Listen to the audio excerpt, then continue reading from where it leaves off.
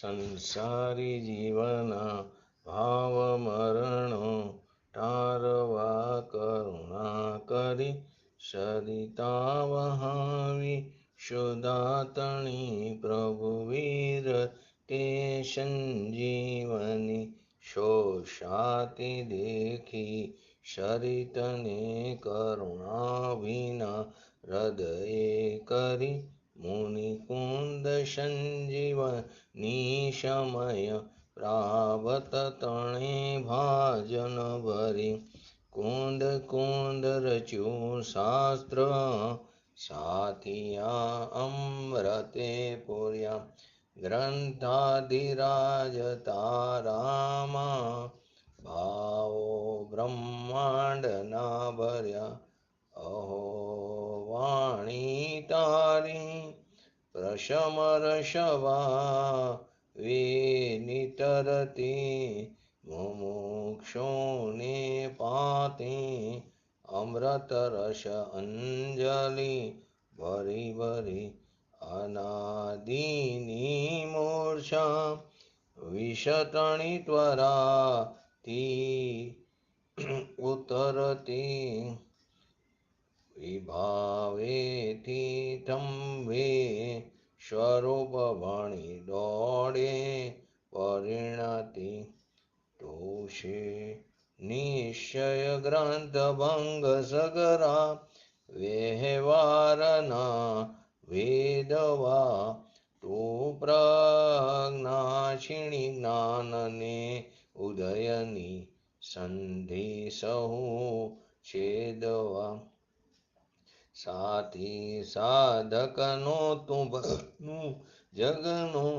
સંદેશ મહાવીરનો વિષામો ભવક્લાંતના હૃદયનો તું પંથ મુક્તિ તણો શૂન્યેતને રસ નિબંધ શિથિલ થાય જાણીએ તને હૃદય જ્ઞાની તણા જણાય તું રોચતા જગતની રુચિ આરસે સૌ તું રીસતા સકલ જ્ઞાયક દેવ રીજે બનાવું પત્ર કુંદનના રત્નોના અક્ષરો લખી તથાપી કુંદ સૂત્રોના અંકાએ મૂલ્ય ના કરી તથાપી કાનવાણીના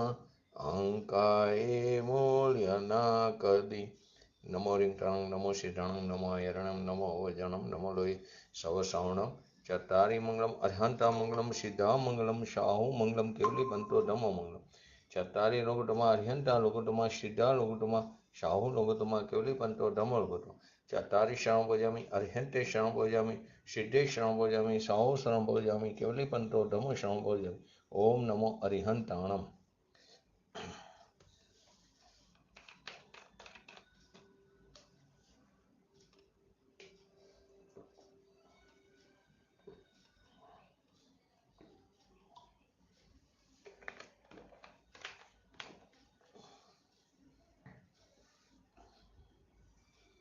શ્રી સમયસા ગ્રંથાધિરાજ નિજરા અધિકારમાં 199 નંબરની ગાથા, જેની અંદર સમ્યક દ્રષ્ટિ વિશેષપણે સ્વને અને પરને જાણે જે છે, કઈ રીતે જાણે છે તે બતાવે છે. તો પહેલા એનું હરિગીત 199 નંબરની ગાથાનું.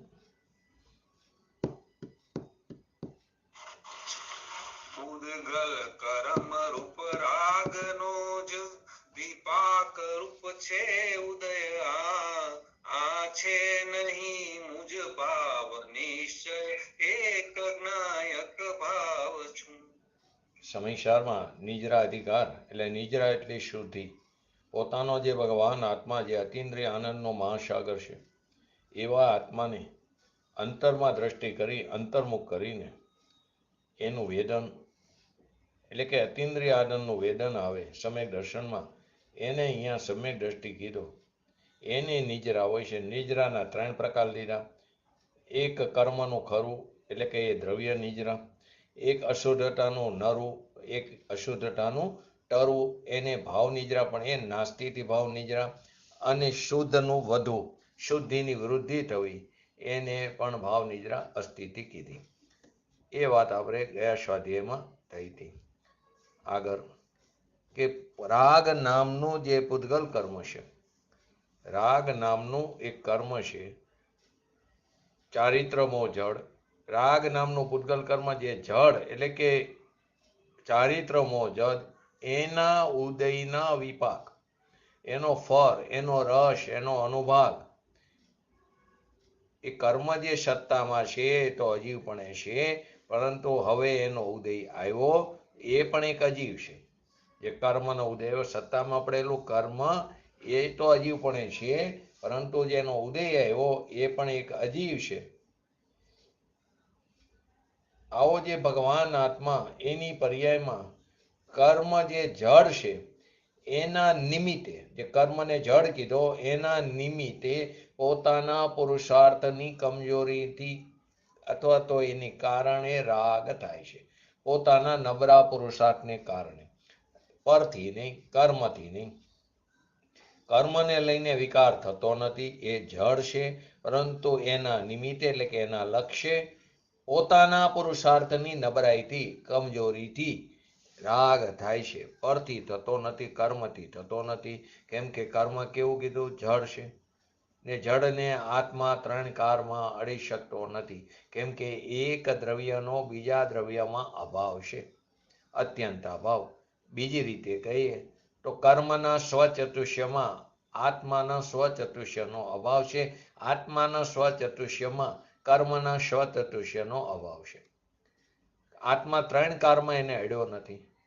ભગવાન આત્મા શરીર, વાણી, કર્મ, એને ત્રણ કારમાં અડ્યો નથી. કેમ કે એ ચીજની આ ભગવાન આત્મામાં નાસ્તિ છે, તો એને અડે કેવી રીતે? જેનો અભાવ છે એને કેવી રીતે અડે? આવો જે ભગવાન આત્મા, જે અનંત અનંત ગુણોથી ભરેલો, ગુણ રત્નાકર કીધું, એનું જેને સમ્યક એટલે કે જેવું છે એવું પ્રતીત જ્ઞાનને જ્ઞાન કરીને, એટલે એનું પ્રતીત થઈને, જ્ઞાન થઈને, એવી પ્રતીત જ્ઞાન થઈને વર્તમાન જ્ઞાનની પર્યાયમાં ભગવાન આત્માને સ્વજ્ઞેય કર્યો. એ સ્વજ્ઞેય બનાવીને, પોતાના ભગવાન આત્માને જ્ઞેય બનાવીને જ્ઞાન કરીને પ્રતીત થાય છે. એમને એમની જ્ઞાન કરીને સ્વને જાણતું, એને અહીંયા ભવના અંતની પહેલી સીડી જગન્ય અંતરાત્મા કહેવામાં આવ્યું. સમ્યક દર્શન કીધું. એ વિના ભવનો અંત આવતો નથી. લાખો વાર ક્રિયાકાંડ તું કરી કરીને થાકી જા, પણ એનાથી ભવનો અભાવ નહીં થાય, ભવનો અંત નહીં આવે. એનાથી તો ભવ ભ્રમણ વધશે, કેમ કે એના એ સંબંધિત અને રાગ થયો એની અંદર જોડાઈ, એ કસાય છે, આશ્રવ છે, બંધનું કારણ છે, દુઃખનું કારણ છે. આ વિના ભવનો અંત નહીં આવે. બહારની અનેક પ્રકારની ક્રિયાઓ તું કર, દયા, દાન, વ્રત, તપ, ભક્તિ આદિ, શુભ ભાવની વાત છે, અશુભની તો વાત જ નથી. આખો દિવસ ખરેખર તો આપણે પાપ પ્રવૃત્તિમાં ગારી છીએ, ગ્રસ્ત દશામાં છીએ, તો સ્ત્રી, કુટુંબ, કબીલાને સાચવવા, એની સાથે ટાઈમ વિતાવો એ પાપ છે. ધર્મ તો બહુ દૂરની વસ્તુ, શુભ ભાવ પણ નથી.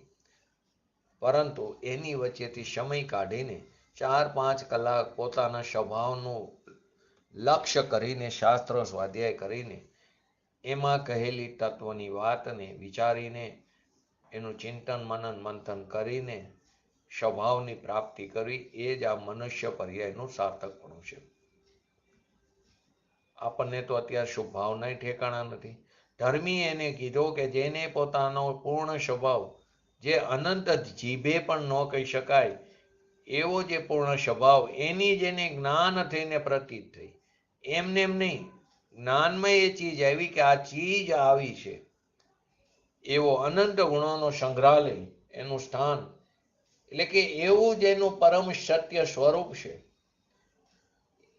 એવું જ જેણે અંતરમાં જ્ઞાનની પર્યાયમાં જાણીને એની પ્રતીત કરી, શાંતિનું વેદન કર્યું, એની અનુભૂતિ કરી, એને અહીંયા સમ્યક દ્રષ્ટિ કીધો, એને અહીંયા ધર્મની પહેલી સીડી, ધર્મનું પહેલું પગથિયું, એને અહીંયા સાધક દશા, એને અહીંયા વિતરાગ દશા કહેવામાં આવી. તો ખરેખર રાગ નામનું જે પૂતગલ કર્મ છે એના ઉદયના વિપાકથી સત્તામાં પડ્યું એની વાત નથી. એનો ઉદય આવતા એની સ્થિતિ પૂરી થતા એ કર્મ પોતાની યોગ્યતાથી એની સ્થિતિ પૂરી થતા તો તે અનુભાગ આપશે.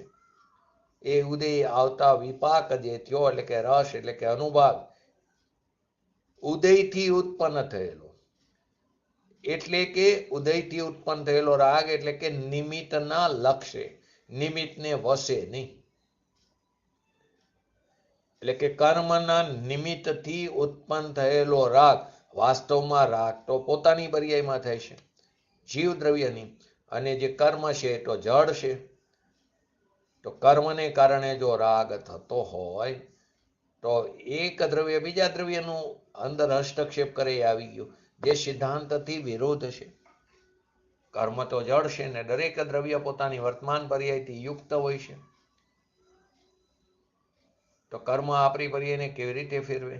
તો અત્યારે જે આપણને રાગ દ્વેષ થાય છે તો પૂર્વે કરેલા પરિણામને આધીને જે કર્મનો બંધ પડ્યો તો દ્રવ્ય કર્મનો, તે અત્યારે એની સ્થિતિ પૂરી થતા ઉદયમાં આવ્યો. તે સમયે જીવે પોતાના પુરુષાર્થની નબળાઈને કારણે, પોતાના ઊંધા પુરુષાર્થને કારણે સ્વનું લક્ષ્ય ન કરીને કર્મ તરફ એટલે કે પરનું લક્ષ્ય કર્યું. તો તે સમયે એ પર્યાયની જન્મ ક્ષણ એની હોનાર એના ષષ્ઠકારકોને કારણે, એના કર્તા કર્મ કરણ સંપ્રદાન અપાદાન અધિકરણને કારણે રાગ દ્વેષ આદિ ભાવ ઉત્પન્ન થયા. અને તે રાગ દ્વેષ આદિ ઉત્પન્ન થયા તે સત્તામાં પડેલા જે કર્મનો ઉદય આવ્યો એમાં એ નિમિત્ત બન્યા અને એ નવીન કર્મ બંધનમાં નિમિત્ત બન્યા. જો જીવ અહીં રાગ દ્વેષ આદિ કરશે જ નહીં, જે કર્મ ઉદયમાં આવ્યું એ ઉદયમાં આવ્યો એની સ્થિતિ પૂરી થઈને ઉદયમાં આવ્યો તો અનુભાગ આપીને ચાલ્યું જશે. જો જીવ તે સમયે ત્યાં રાગ દ્વેષ નહીં કરે તો નવીન કર્મનો બંધ નહીં થાય. તો જીવે રાગ દ્વેષ ન કર્યા માટે નવીન કર્મનો બંધ ન થયો એમ નથી, નિમિત્ત છે. એ સમય એ કર્મનું અકર્મનું કર્મ રૂપે પરિણમવું નહીં થાય, કર્મનું બંધાવું નહીં થાય. એ કર્મની એવી યોગ્યતા જ નથી જે આત્માના પ્રદેશો સાથે બંધાય. તો ઉત્પન્ન થયેલો રાગ એટલે કે નિમિત્તના લક્ષ્ય જે કર્મનો ઉદય જે છે તે નિમિત્ત છે, એટલે કે એના લક્ષ્ય, એના વશે નહીં, એનાથી નહીં. એ કર્મના ઉદયના નિમિત્તે એનાથી નહીં રાગ થયો છે પોતાના ઊંધા પુરુષાર્થ અથવા તો નબળાઈને કારણે, પોતાના પુરુષાર્થની કમજોરીને કારણે. તો વિપાકથી ઉત્પન્ન થયેલો આ રાગરૂપ ભાવ જે છે એ રાગરૂપ ભાવ તે મારો સ્વભાવ નથી. મારા સ્વભાવમાં એની નાસ્તી છે. જીવે અનાદિકાળથી બધું કરી શીખો પણ આ કર્યું નથી. એને પોતાની દયા નથી આવી, સ્વદયા નથી આવી. બહારની દયા તો અનંતવાર કરી ચૂક્યા. એનો અર્થ એવો નથી કે બહારની પર જીવોની હિંસા કરવી, પરંતુ એ જે દયા થાય તે ધર્મ નથી, એનાથી આત્માની પ્રાપ્તિ નહીં થાય. તે રસ્તામાં આવતો સહચર શુભ ભાવ છે. એ શુભ ભાવના અભાવપૂર્વક શુદ્ધની પ્રાપ્તિ થશે. ક્યારે એવો વિચાર નથી કર્યો કે હું અનાદિકાળથી કેટલું રખડતો આવ્યો, કેટલી યોનિઓ, 84 લાખ યોનિઓમાં અનંતવાર રખડી ચૂક્યો છું. એક પણ એવી ટશો બાકી નથી રહી કે જ્યાં મેં જન્મ ન લઈ લીધો હોય. એક પણ એવો સમય નથી કે જે સમય ઉપર મેં જન્મ ન કર્યો હોય. ક્યાં મારી જાત ચૈતન્યની જાત છે. હું એક બાદશાહ છું અને હું ક્યાં રખડું છું ભિખારાની જેમ.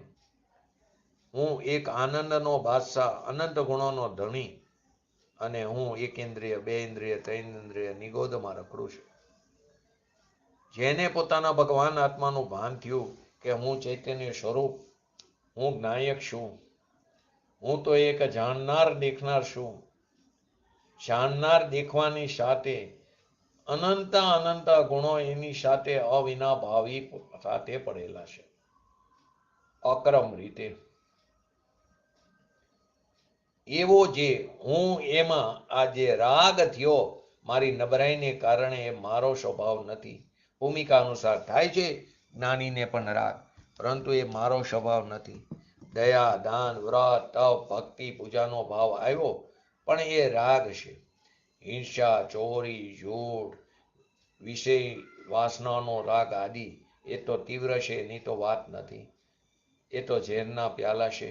પરંતુ અહીંયા તો રાગ, દયા, દાન, વ્રત, તપ, ભક્તિ, જીનેન્દ્ર ભગવાનના સ્મરણ કરવાનો રાગ આવ્યો, અભિષેક કરવાનો રાગ આવ્યો.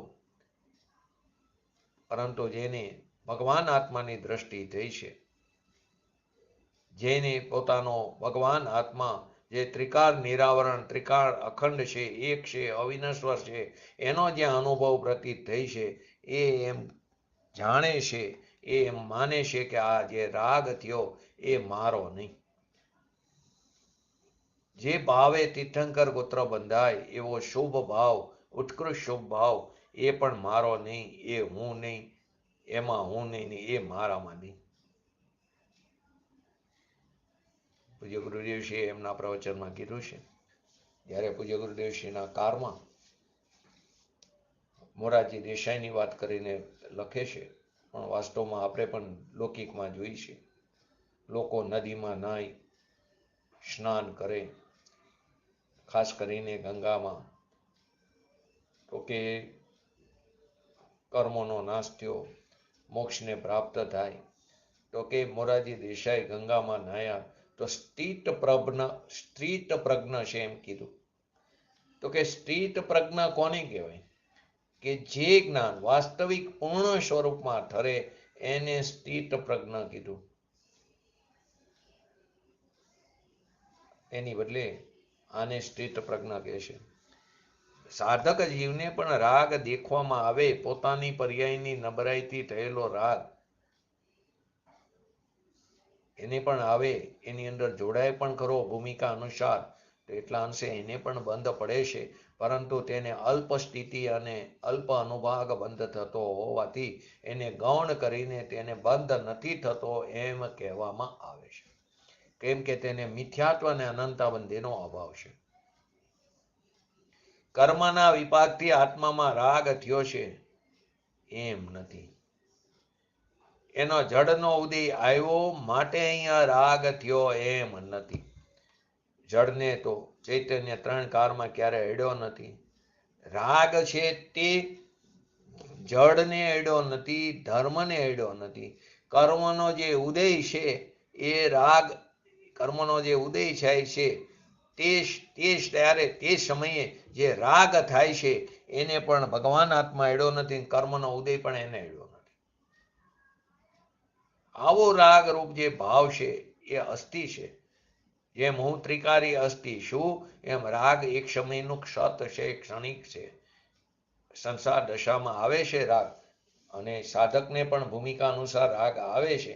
પરંતુ તેને એક ચોકડીનો અભાવ હોવાથી, ચોથા ગુણસ્થાનની અપેક્ષાએ, તો તેને જે રાગ આવે છે તે રાગનો સ્વામી નહીં હોવાથી, એમાં એ જ્ઞાતા દ્રષ્ટા રહેતો હોવાથી તેને તે રાગ આવતો હોવા છતાં પણ તેના અભિપ્રાયમાં પડ્યો છે કે આ મારું સ્વરૂપ નથી, મારો સ્વભાવ નથી.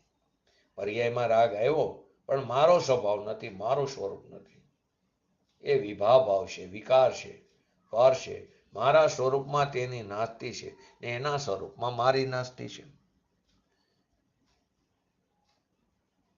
આ તીર્થંકર ભગવાનની દિવ્ય ધ્વનિનો અવાજ છે. ધર્મની જેને દ્રષ્ટિ થઈ છે, એટલે કે જે ધર્મી છે, એટલે કે અનંત ગુણોનો ધરનારો ધર્મી, એની જેને દ્રષ્ટિ થઈ છે, તો પર્યાયમાં પણ અનંત ધર્મની અનંત શક્તિનો અંશ પણ પ્રગટ થયો. દ્રવ્ય જે અનંત ગુણનું એક રૂપ, એવી એની પ્રતીત કરતા એ અનંત ગુણની જેટલી પણ સંખ્યા છે એનો એક અંશ પર્યાયમાં પ્રગટ થયો, વ્યક્ત થયો. અનંતનો અનંત પ્રગટ અંશ સમ્યક દર્શન થતા પ્રગટ થાય. શ્રીમદજી કહે સર્વ ગુણાંશ સમ્યક્તો. દ્રવ્યમાં અનંત ગુણનું એકરૂપ દ્રવ્ય, એના ગુણો અનંત, જે અનંત મુખે અનંત જીભે પણ કહી શકાય નહીં એવા જે ધર્મ એટલે કે જે ગુણ છે, એનો ધરનાર ધર્મી દ્રવ્ય છે, એની જે અંતરદ્રષ્ટિ થઈ તો તેની દ્રષ્ટિ નિમિત્તની એટલે કે રાગની એટલે કે પર્યાયની એટલે કે પરની એની દ્રષ્ટિ ઉડી ગઈ. એની આ રાગ થાય એ મારો સ્વભાવ નહીં એવા એના અભિપ્રાયમાં બરાબર બેસી ગયો હોય છે. જે ભાવે તીર્થંકર ગોત્ર બંધાય એ પણ અપરાધ છે.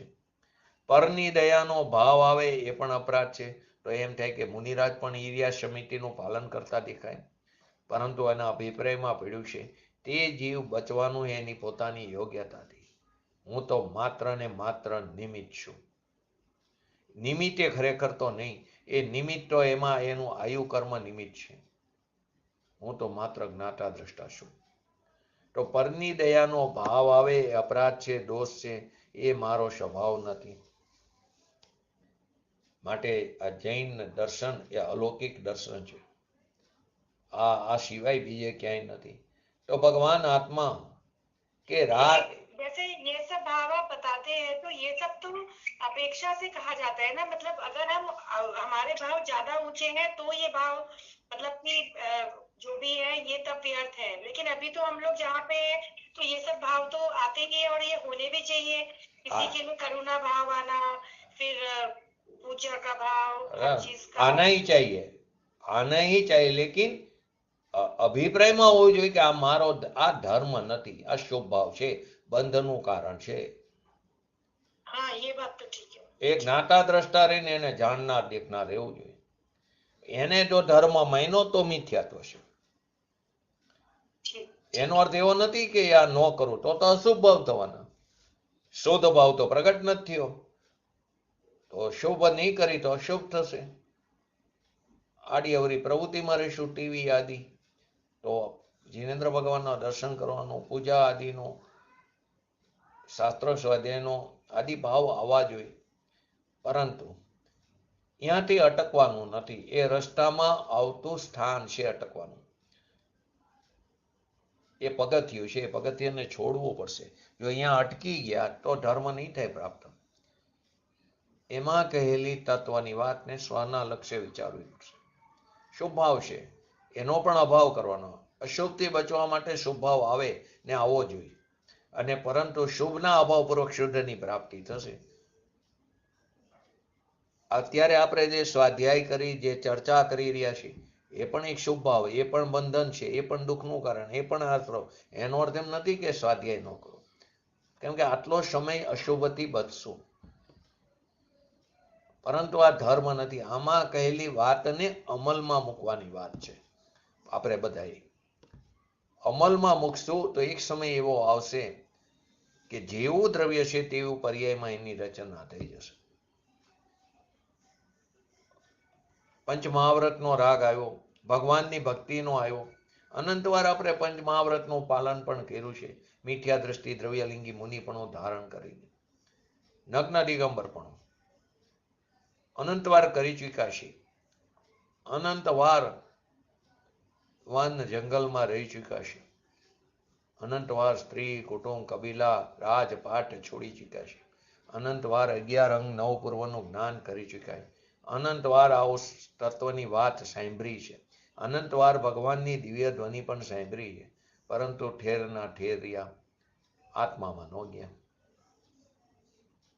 અને એના ફળ સ્વરૂપે શું થયું? સંસારમાં રખડવાનું સફળ થયું.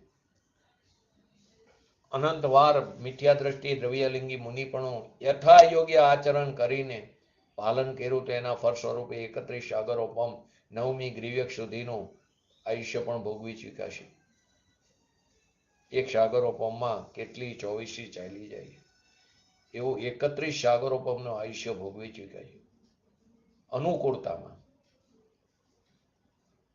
અનંતવાર 33 સાગરો પંપનું નરકનો દુઃખ, 7મી નરકનો દુઃખ પણ વેઠ્યું છે પ્રતિકૂળતામાં. છતાં પણ નિગોદમાંથી બહાર નીકળ્યા, જે આપણી માતૃભૂમિ છે અહીંયાથી બહાર નીકળ્યા, તો ઉત્કૃષ્ટમાં ઉત્કૃષ્ટ જીવ સાધિક 2000 સાગરો પંપ સુધી બહાર રહે. ઉત્કૃષ્ટ બધા આટલું જ રહે એવું નથી, વધારેમાં વધારે સાધિક તો 2000 સાગરો પંપમાં 1260 સાગરો પમ તો જીવ સ્વર્ગમાં વિતાવે છે અનુકૂળતામાં, 740 સાગરો પમ નરકમાં વિતાવે છે, 2000 તો એમાં થઈ ગયા. અહીંયા સાધિકની અંદર બીજી બધી પર્યાયો મળે છે. અને જો એ દરમિયાન જો પોતાના આત્માનું ભાન ન કર્યું તો નિશ્ચિતપણે નિગોધમાં જીવ ચાલ્યો જાય છે. નિત્યમાંથી બહાર આવ્યા, આત્માનું ભાન ન કર્યું, ઇતર નિગોધમાં ચાલ્યા જશું. પછી ફરી એક ઇન્દ્રિય, બે ઇન્દ્રિય, ત્રણ ઇન્દ્રિય પણ પ્રાપ્ત કરવું અતિ મુશ્કેલ છે, દુષ્કર છે. સંઘની પણ પ્રાપ્ત કરવું. તો કે ભગવાનની ભક્તિનો રાગ આવ્યો, દયાનો રાગ આવ્યો, એ મારો સ્વભાવ નથી. કેમ કે ધર્મી જીવ જાણે છે કે મારા સતમાં એનું અસતપણું છે, એટલે કે મારા સચતુષ્યમાં એનો અભાવ છે, મારામાં એ નથી. જેવી રીતે અનંત અનંત ગુણોને અનંત મુખેથી અનંત જીભોથી કહી શકાતું નથી, એમ નરક નિગોદના દુઃખો પણ કરોડો ભવે કરોડો જીભે ન કહી શકાય. એવા જે ગુણો છે એની ઉલટી દશા એટલે કે દુઃખ, એ પણ કરોડો ભવે ને કરોડો જીભે ન કહી શકાય. એવા દુઃખ આપણે અનંત વાર વેઠાય છે.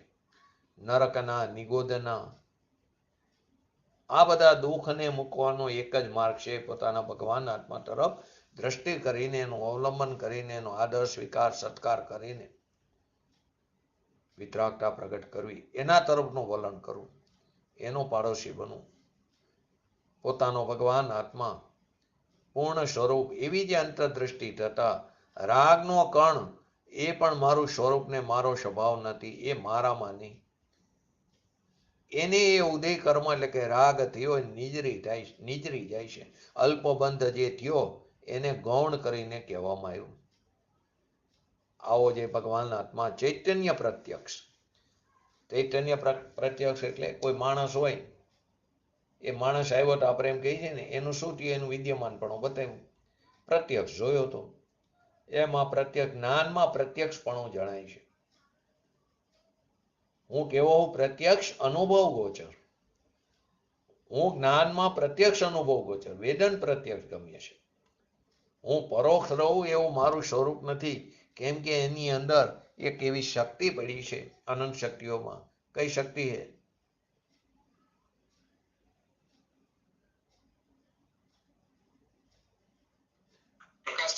સરસ. કેટલામાં?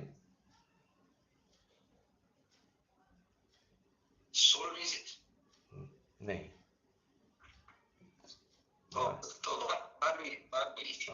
તો પ્રકાશ નામની જે શક્તિ છે, એ પ્રકાશ નામની શક્તિને લઈને એવો જે ભગવાન આત્મા જ્યાં સમ્યક અનુભવમાં લીધો એને 12મી મેં કીધું ને, હા, જ્યાં સમ્યક અનુભવમાં લીધો એને પર્યાયમાં સંવેદન એટલે કે પ્રત્યક્ષ વેદન થાય એવો જ એનો ગુણ છે પ્રકાશ નામની શક્તિના કારણે. આવો પ્રત્યક્ષ અનુભવ ગોચર ટંકોત્કીન એવો નેવો અનંતકાર વિતાવ્યો નિગોદમાં, અનંતકાર વિતાવ્યો એક ઇન્દ્રિય, બે ઇન્દ્રિય, ત્રણ ઇન્દ્રિય, ચાર ઇન્દ્રિય આદિ પર્યાયોમાં, અનંતકાર વિતાવ્યો સ્વર્ગ અને નરકમાં. તો મારા દ્રવ્યમાં કિંચિત માત્ર પણ ઘસારો લાગ્યો નથી, મારા દ્રવ્ય અને ગુણમાં કાંઈ પણ ઘસારો થયો નથી. એવો હું એક જ્ઞાયક ભાવ છું. અનંત પ્રકારના વિકૃત આદિ ભાવ આવે, સંક્ષેપમાં અસંખ્ય છે, વિસ્તારમાં અનંત પ્રકાર છે, પણ વસ્તુ જે હું છું એ તો કેવો છું, એક રૂપ છે છું. હું તો એક જાણક સ્વભાવ એવું જે તત્વ એ હું છું. રાગ એ હું નહીં, પર્યાય જેટલો પણ હું નહીં. રાગ જે છે એને જે જાણે છે એ જ્ઞાનમાં રાગ આવ્યો નથી. રાગ છે એને જાણે છે કોણ? જ્ઞાન. એ જ્ઞાનમાં રાગ આવ્યો નથી. રાગ સંબંધીનું જ્ઞાન રાગ છે માટે થયું છે એમ પણ નથી. જ્ઞાનની પર્યાયમાં પોતાથી રાગનું, પોતાથી જ્ઞાનની પર્યાયમાં પોતાથી, પોતાને કારણે રાગનું અને પોતાનું પોતાથી, પોતાની સત્તા વડે પોતાના સ્વચતુષ્યમાં જ્ઞાન થયું છે. અને એ જ્ઞાન પણ એક સમયની પર્યાય છે, એટલો પણ હું નથી. એ પર્યાય જેટલું પણ અસ્તિત્વ મારું નથી. હું એક જ્ઞાયક ભાવ છું. આ ભાવના 84 લાખ યોનિઓમાં જે રખડી છે એના અંત માટેની વાત છે. બાકી તો ક્યાં જઈને પટકાશું? નરક, નિગોદ, લીલોતરી, લસણ, બાવર, કઈ ઢોરમાં અવતાર ધારણ કરીને ક્યાં ક્યાં ફરી આવ્યા છે. અનંતનો અંત લાવવાનો આ એક ઉપાય છે. કેમ કે એમાં ભાવ અને ભાવનો ભાવ એની અંદર નથી. રાગ જે છે તે ભાવનો ભાવ છે અને એ મારા સ્વરૂપમાં નથી. અત્યારે તો લોકો એ માને દયા કરો, કેમ કે આ બધી વસ્તુ અઘરી લાગે, નહીં સમજાય તો ક્યારે નહીં સમજાય. આ મનુષ્ય પર્યાય ચાલી જશે. અત્યારે નહીં સમજાય પછી તો સંજ્ઞીપણું પણ કદાચ પ્રાપ્ત નહીં થાય. પોતાના પરિણામને આધીને મન પણ નહીં હોય, ક્યારે સમજાશે? નહીં સમજાય એમ કરીને દૂર થઈ જઈએ. અઘરો પડે. લોકોને તેના કરતા દયા કરો, વ્રત કરો, તપ કરો, ઉપવાસ કરો, ધર્મ થઈ ગયો. એ ધર્મ નથી. ધર્મથી બહુ દૂરની વસ્તુ. એના અભાવપૂર્વક ધર્મની પ્રાપ્તિ. એનો અર્થ એમ નથી કે ન કરવું વ્રત, તપ, ઉપવાસ આદિ, પરંતુ એ ધર્મ નથી. એનાથી આત્માની પ્રાપ્તિ નહીં થાય. પણ સીધું સરળ લાગે, કેમ કે કીધું ને, અમુક કેવા હોય શરીરના બરિયા હોય કરી શકે, ઘણા પૈસાના બરિયા હોય, ધનના, એ દાન આપીને એમ માને કે મેં તો ધર્મ કરી શક્યો. અને ઘણા જ્ઞાનના બરિયા હોય, ક્ષયોક્ષમ જ્ઞાનના, કે જાણપણું હોય, શાસ્ત્રનું જાણપણું હોય, લોકોને સમજાવતા આવડે. ત્રણેય અટકવાના સ્થાન છે. ભાવસ્ત્રોત જ્ઞાન, આત્માનું જ્ઞાન, આત્મજ્ઞાન એ થવું જરૂરી છે. બાકી દયા કરો, વ્રત કરો, ભક્તિ કરો, પૂજા કરો, દેશ સેવા કરો, એ કરતા કરતા કલ્યાણ થઈ જશે. ક્યારેય કલ્યાણ નહીં થાય. કેમ કે એ વસ્તુ ઝેર છે, એ રાગ છે. એ સ્વરૂપમાં નથી. કે જે સ્વરૂપમાં નથી તો એનાથી સ્વરૂપને લાભ કેવી રીતે થાય? દ્રષ્ટિમાં ફેરફાર થઈ ગયો છે. એકબીજાને મદદ કરો, ભૂખાને અનાજ આપો, તરસ્યાને પાણી આપો, આપણા સાધર્મી છે માટે મદદ કરો. એનો અર્થ એમ નથી કે ન કરવું, એ પણ હોવું જોઈએ, પરંતુ એ અટકવાનું નથી અહીંયા. કેમ કે મારામાં એનો અભાવ છે અને મારો એનામાં અભાવ છે, તો હું પરનું શું કરું? કેમ કે પર પદાર્થ પણ એની પર્યાયના કાર્ય વિના તો હોય નહીં. કેમ કે દરેક દ્રવ્ય વર્તમાન પર્યાયથી યુક્ત છે. તો એની પર્યાયના કાર્ય વિના નથી, તો હું એની પર્યાય કેવી રીતે કરીશ? અનંત દ્રવ્ય પણ ભલે હોય મારી સામે, પણ એ અનંત દ્રવ્ય પોતાની પર્યાયને કરે છે. એ પરને કાંઈ કરતો નથી. અનંત પદ્રવ્ય પરને કાંઈ કરતો નથી. મારું સ્વદ્રવ્ય પરને કરતું નથી. પરના દ્રવ્ય ગુણને તો નહીં, પણ પરની પર્યાયને પણ કરતું નથી. આવો હું એક જ્ઞાયક તત્વ છું. અને આ વાત શબ્દ ભાષણ નહીં, ભાવ ભાષણથી બેસવી જોઈએ. ભાષાથી નહીં, પરમાર્થથી અંતરમાં વાત બેસવી જોઈએ. દયા, દાન આદિ રાગ આવ્યો એ હું નહીં તો એનાથી મને લાભ પણ નહીં. સ્વભાવની પરિણતિ દ્વારા મને લાભ થાય. આવો સમ્યક દ્રષ્ટિ વિશેષપણે બે વસ્તુ આવી, સામાન્યપણે અને વિશેષપણે. સામાન્યપણું એટલે કે એક આત્મા અને એ સિવાય રાગથી માંડીને બધાનો ત્યાગ, વિરક્તપણું, એ સામાન્યપણે. હવે એના ભેદ પાડીને રાગ લીધો તો એ વિશેષ પડે. એક કોર ભગવાન આત્મા ને એક કોર રાગ દ્વેષ આદિ આખી દુનિયા, એક કોર રામ અને એક કોર ગામ. રાગના વિકલ્પથી માંડીને આખી દુનિયા જે બધી મારામાં નથી અને હું એમાં નથી. હવે એના ભેદ પાડીને વિશેષપણે સમજાવે, એટલે કે સમ્યક દ્રષ્ટિ વિશેષપણે સ્વને અને પરને જાણે છે. અહીં તો ત્યાં સુધી લીધું, રાગ જે છે તેને જાણે છે અને જાણનાર તે હું છું. રાગ જણાય મારામાં, તે રાગ હું નથી, એ મારો સ્વભાવ નથી. અને તે રાગ છે માટે અહીંયા રાગનું જ્ઞાન થયું છે એમ નથી. મને મારું જ્ઞાન મને મારાથી સ્વને જાણતા પરનું જાણવું એવું સ્વ પર પ્રકાશક મારું સત્તાનું એવું સ્વરૂપ છે, એનાથી હું મને જાણું છું. સ્વને અને પરને જાણે છે. અહીં અત્યારે રાગ લીધો.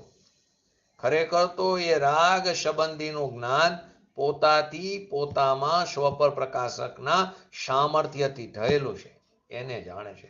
એટલે કે રાગ સંબંધીના જ્ઞાનને જ્ઞાન જાણી રહ્યું છે, રાગને નહીં. અને રાગ સંબંધીના જ્ઞાનને જ્ઞાન પોતાની પર્યાય પોતાના સ્વચતુષ્યમાં પોતાની સત્તામાં રહીને જાણે, પોતાની મર્યાદા ઉલ્લંઘન કરીને પરજ્ઞ નિષ્ઠ થતું નથી.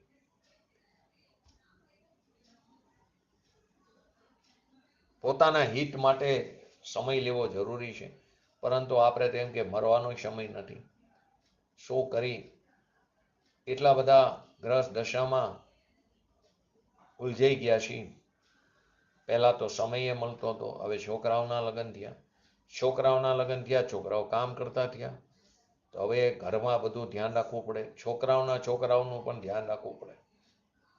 વેપાર ધંધામાં મશગુલ હોય તો કહે છે ને, ઘણી વાર આપણા લૌકિકમાં કહે છે, નોકર હોય ને 12 વાગે 1 વાગ્યાનો જમવાનો સમય હોય ને તો વારા પરથી બધા જમવા જતા રહે.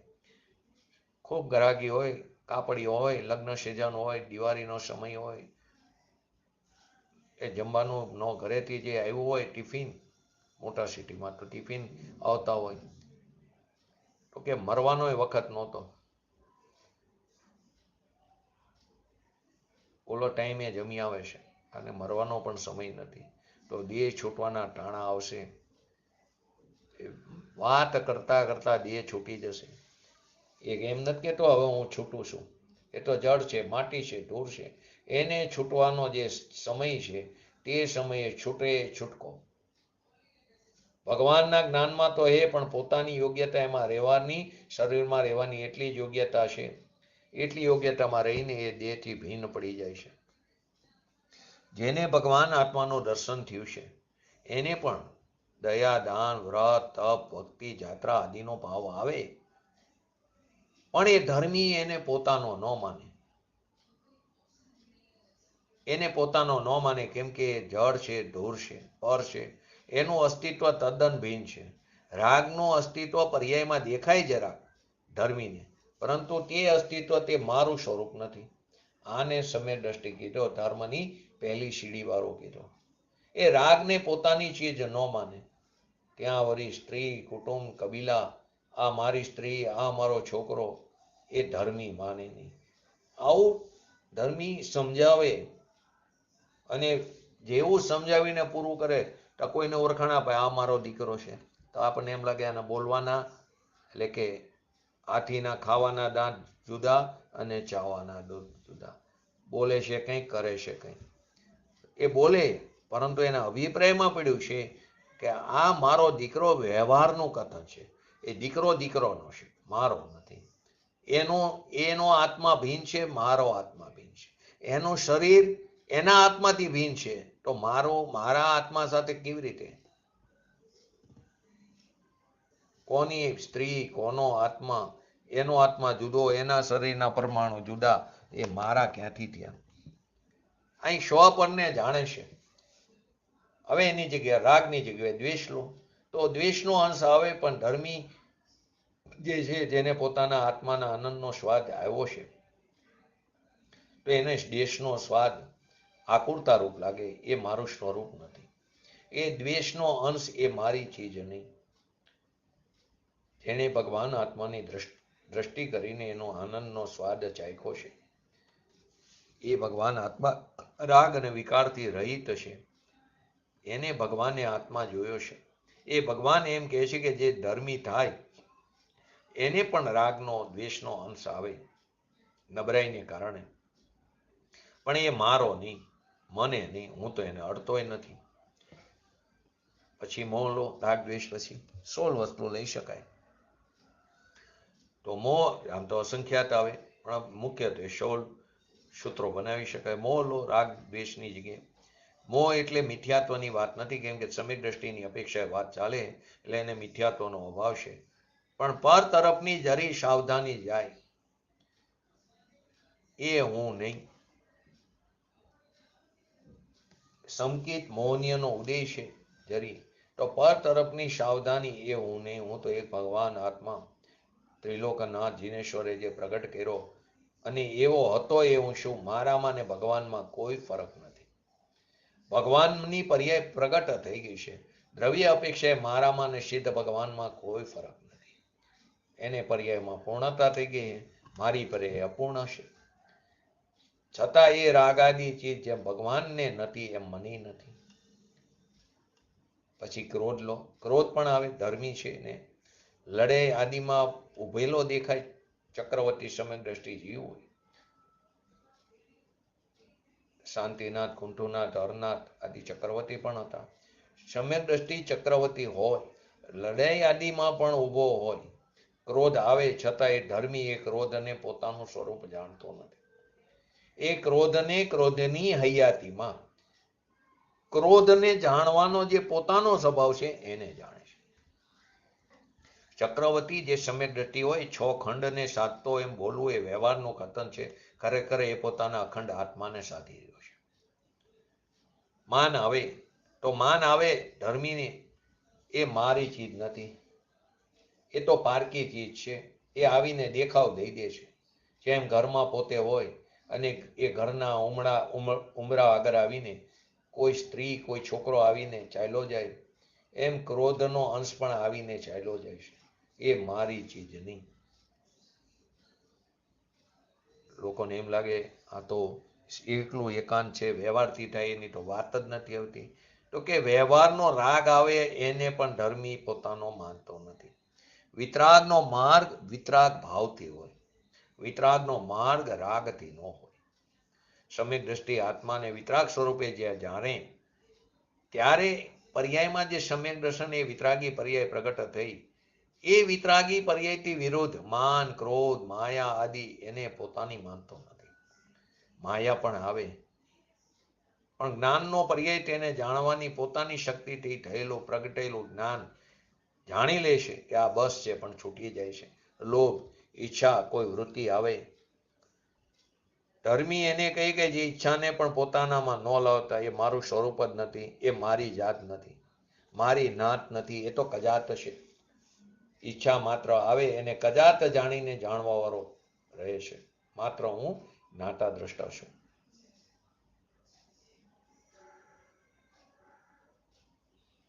લોકોએ સાંભળ્યું ન હોય એથી એને નવું લાગે, તેથી કઈ માર્ગ નવો નથી. માર્ગ તો આ જ છે. શ્રીમદજીમાં આવે છે, એક હોય ત્રણકારમાં પરમાર્થનો પંથ. કર્મ 8 કર્મ તે હું નહીં. મેં કર્મ બાંધ્યા, મેં કર્મ છોડ્યા, પણ એ મારામાં નથી. જે મારામાં નથી એનું હું બાંધવું કેવી રીતે, છોડવું કેવી રીતે? તો બોલે આવે, શાસ્ત્રમાં પણ કથન આવે. ઘાતી કર્મનો નાશ થયો, અઘાતી કર્મનો. તો કે ખરેખર તે સમયે પોતાને કેવળ જ્ઞાન થયું, પોતાના સ્વભાવના આશ્રયે. ત્યારે ઘાતી કર્મ એ કર્મ પોતાની યોગ્યતાથી અકર્મ રૂપે પરિણમે છે. તેને ઘાતી કર્મનો નાશ થયો કહેવામાં આવે. એવી જ રીતે અઘાતી લે, એ તો જડ છે. હવે શાસ્ત્રમાં ગુણસ્થાનની અપેક્ષાએ ચોથા ગુણસ્થાન 41 પ્રકારની કર્મ પ્રકૃતિનો છેદ થાય. 14મા ગુણસ્થાને 85 કર્મ પ્રકૃતિનો છેદ થાય. એ આવે શાસ્ત્રમાં, પણ એ બધાનું જ્ઞાન કરાયું છે. એ જ્ઞાની એ કર્મ મારા છે માનતો નથી, કેમ કે જળ છે, અજીવ છે. ને ભગવાન આત્મા નાયક છે, જીવ દ્રવ્ય છે. એમાં જળનો ત્રિકાર અભાવ છે, કર્મનો પ્રભુમાં અભાવ છે. એ મારામાં નથી. હું સત છું એ અપેક્ષા એ અસત છે, અને એ સત છે અપેક્ષા હું અસત છું. એ પરમાણુની પર્યાય છે. કર્મ જે છે તે કર્મ વર્ગણાની પર્યાય છે.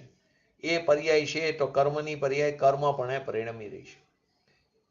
મેં આયુષ્ય બાંધ્યું છે ને આયુષ્ય પ્રમાણે મારે દેહમાં રહેવું પડશે, એ પણ હું નથી. આયુષ્ય જે છે તો જડ છે, મેં બાંધ્યું જ નથી, મારું છે જ નહીં. અને એને લઈને હું શરીરમાં રહ્યો છું એમ પણ નથી. મારી પર્યાયની યોગ્યતાથી હું શરીરમાં રહ્યો છું. મારી યોગ્યતા પૂરી થશે એટલે દેહ છૂટી જશે, ત્યારે આયુષ્ય કર્મ નિમિત્ત રૂપે છે. કોઈક એક જ્ઞાનાવણીય કર્મ મને નડે છે, એ કર્મ જ મારા નથી, પણ નડે કોણ? જ્ઞાનાવણીઓનો ઉદય હોય તો જ્ઞાન હણાય, અને જ્ઞાનાવણીઓનો ક્ષયક્ષમ હોય તો જ્ઞાન ખીલે. તો અહીં ના કહે છે એ ખીલે છે, રહે છે તો પર્યાયની પોતાની યોગ્યતાથી છે. એ કર્મ મારામાં છે જ નહીં. પછી મને એને લઈને મારામાં કંઈ થાય એમ નથી. લોકો કે અંતરાય કર્મની શું કરે? અંતરાય કર્મનો ઉદય છે, અમે શાસ્ત્રો સ્વાધ્યાય આ કરી શકતા નથી. ઘણા અંતરાય કર્મની અન્ય જૈન મતમાં પૂજા પણ કરાવે. તો આ પ્રમાણે અન્ય મતમાં કોઈ ફરક નથી. એમણે ઈશ્વરને કરતા બનાવ્યો અને આપણે કર્મને રાજા બનાવી દીધો. બંને વચ્ચે કોઈ ફરક નથી. નો કર્મ તો મારા સિવાય જેટલી ત્રીજો છે બધા નો કર્મ એ મારામાં નથી. સ્ત્રી મારી નથી. જેને આપણે અર્ધાંગના કહીશું એનું આત્મદ્રવ્ય જુદું, એના શરીરના રજકણો, એના દ્રવ્ય જુદા. મારી અપેક્ષા એ અસત છે ને એની અપેક્ષા હું અસત છું. તો મારાથી ક્યાં છે? અત્યારે તો લોકો સ્ત્રી કુટુંબ કબીલાને છોડ્યા, વૈરાગ્ય કીધું, એ વૈરાગ્ય નથી. રાગ દ્વેષથી વિરક્ત થવું એ વૈરાગ્ય છે. ખરેખર તો અંદરમાં જવાની વાત છે, ભાગીને. એનો અર્થ એમ નથી કે ન છોડવા નથી, છૂટી જ જાય છે. સ્વભાવનો મહિમા આવતા પરથી નિરસપણું આવી જાય છે. સ્ત્રી કુટુંબ કબીલા દીકરી વેવાઈ જમાઈ એ મારા સ્વરૂપમાં નથી. હું તો એને અડતો નથી, એ ચીજ મને અડતી નથી. આ વાત બેસતી નથી. માટે આપણે અનંતકાળથી રખડી છે, અજ્ઞાન ભાવથી, મૂઢ ભાવથી. જ્યારે આ વાત અંતરમાં બેસશે ત્યારે ભવનો અંત આવશે. આ સિવાય કોઈ બીજો રસ્તો નથી. જ્યારે પણ તને તારો ઉદ્ધાર થશે ત્યારે આ જ રસ્તા ઉપર ચાલવું પડશે. તું માન કે ન માન. સ્ત્રી કુટુંબ કબીલા આબરૂ એ બધું મારામાં નહીં. એ મારું નહીં ને મારે લઈને એ નહીં, એને લઈને હું નહીં. શરીરને અલગ લો પણ આમ તો નો કર્મમાં જાય છે. શરીર, વાણી, સ્ત્રી, કુટુંબ, કપડા, મકાન, દાગીના એ મારું સ્વરૂપ નથી. એ મારા નહીં, મારામાં હું નહીં. સમ્યક દ્રષ્ટિ જીવ ધર્મની પહેલી સીડી ચડવાવાળો એ આત્માને અને પરને આ રીતે જાણે છે. પર વસ્તુને વ્યવહાર કીધો, અને પર વસ્તુને વ્યવહાર કહી એ વસ્તુ આત્મામાં નથી. સ્વને નિશ્ચય કીધો, પરને વ્યવહાર કીધો. એ પર મારામાં નથી, તે પરમાં હું નથી. હવે આવો નિર્ણય ક્યારે કરશે? નિર્ણય થશે તો ચિંતન મનન મંથન થશે, તો અનુભવ થશે. અને અનુભવ થશે તો અંદર ઠરવાની વાત આવશે. અને ઠર્યા વગર ચારિત્ર પણ અંગીકાર કરી લે, ક્યાંથી થાય? મન મારું નહીં. 8 પાકડીના આકારે અહીંયા આત્મા વિચાર કરે એ જળ છે, એ મન હું નહીં. છતાં પણ એમ કે સંઘની પંચેન્દ્રિય પણ હોવું જરૂરી છે સમ્યક દર્શન પ્રાપ્ત કરવા. એ નિમિત્તની અપેક્ષા એ કથન છે. હું મનનો મનમાં રહીને જાણનારો નહીં. મન મારું તો નહીં, મન મારું નથી તો મનમાં રહીને મનને જાણનારો નહીં. હું તો મારામાં રહીને મનને ભિન્ન તરીકે જાણું. ખરેખર એ પણ વ્યવહાર છે. પરને જાણતો નથી, પર સંબંધીના જ્ઞાનને જાણી રહ્યો છે. આના કરતા તો વ્રત કરો. આ બધું સમજવા માટે ઉપરથી જાય.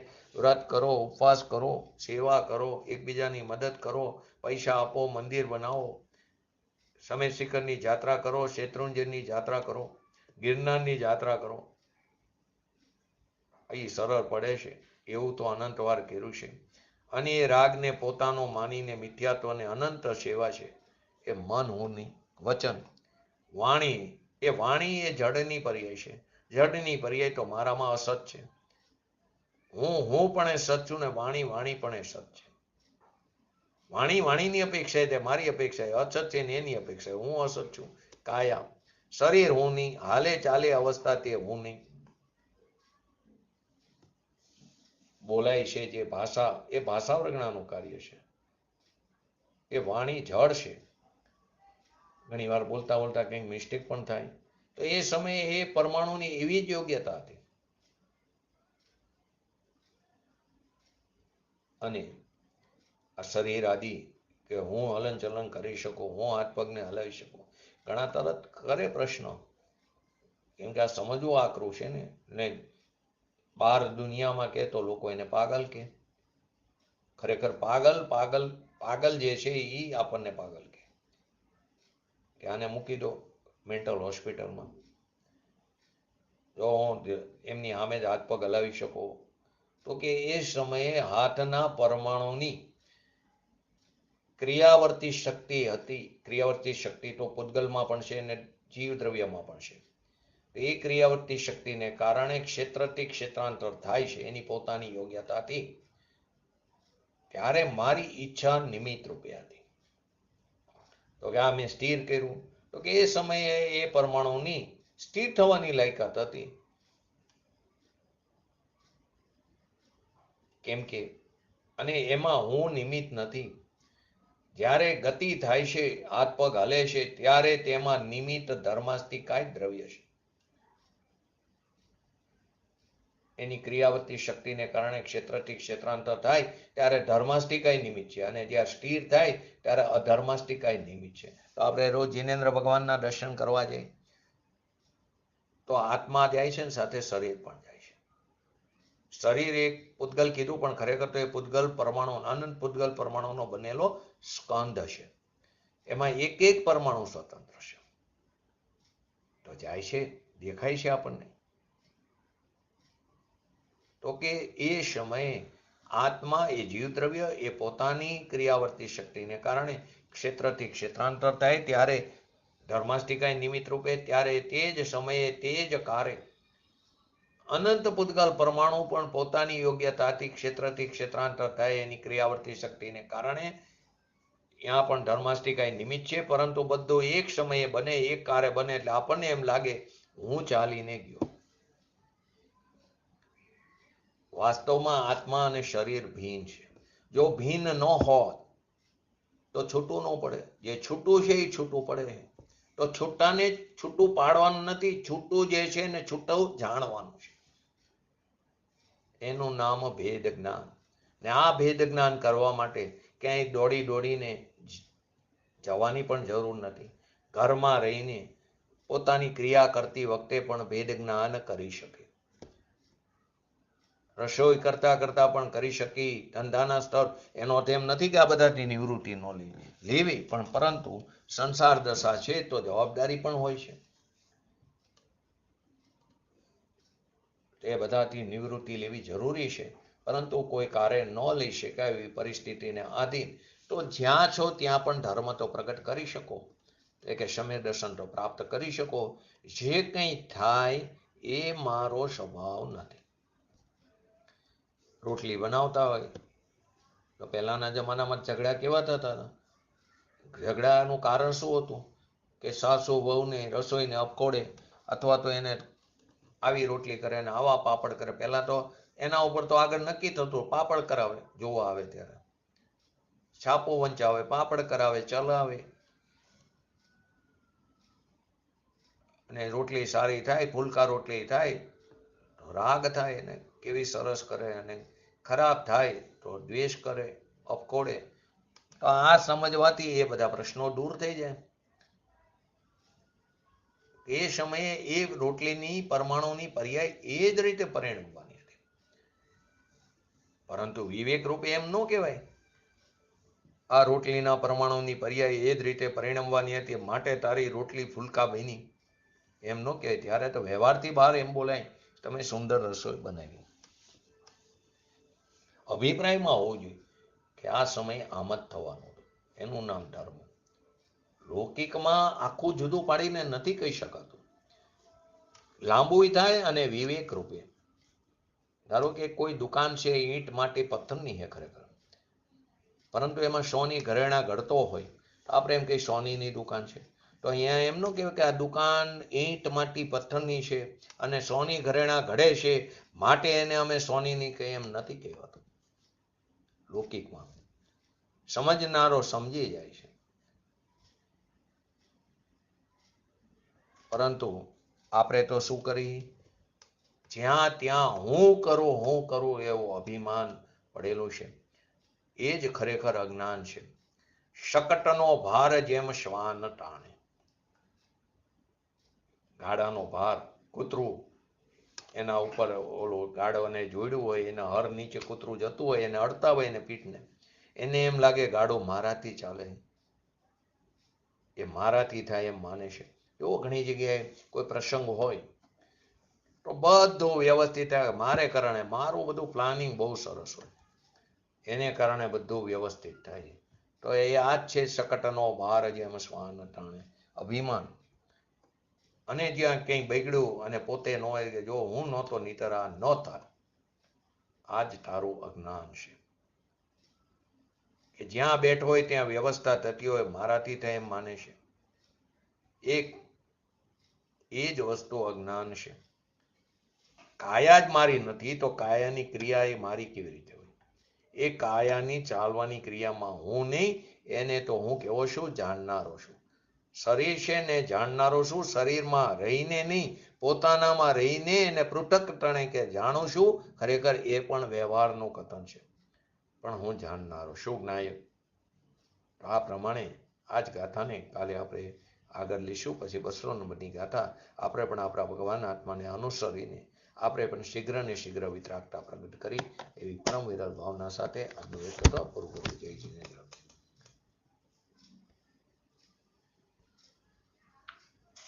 जिनवाणी की स्तुति अल्प बुद्धि परमा, हमसे वक विनती करे हे माता मोहि ज्ञान.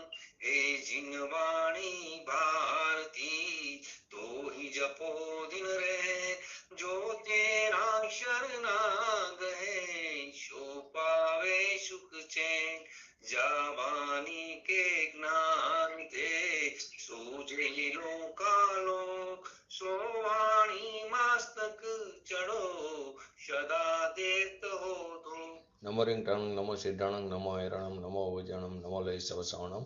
चत्तारि मंगलम अरिहंता मंगलम सिद्धा मंगलम शाहु मंगलम केवली पंतो धमो मंगलम. चत्तारि लोकुतमा अरिहंता लोकुतमा सिद्धा लोकुतमा शाहु लोकुतमा केवली पंतो धमो लोकुतमा. चत्तारि शरण भोजामि अरिहंते शरण भोजामि सिद्धे शरण भोजामि शाहु शरण भोजामि केवली पंतो धमो शरण भोजामि. बोलिए श्री पंच परमेष्टि भगवंतोनो जय हो. बोलिए श्री जिनवाणी मातनो जय हो. बोलिए श्री परमज परमोपकारी श्री सद्गुरु देवनो जय हो. बोलिए श्री कृष्णमूर्ति भगवती मातनो जय हो. बोलिए श्री सनातन जैन दिगंबर धर्मनो जय हो. जय हो.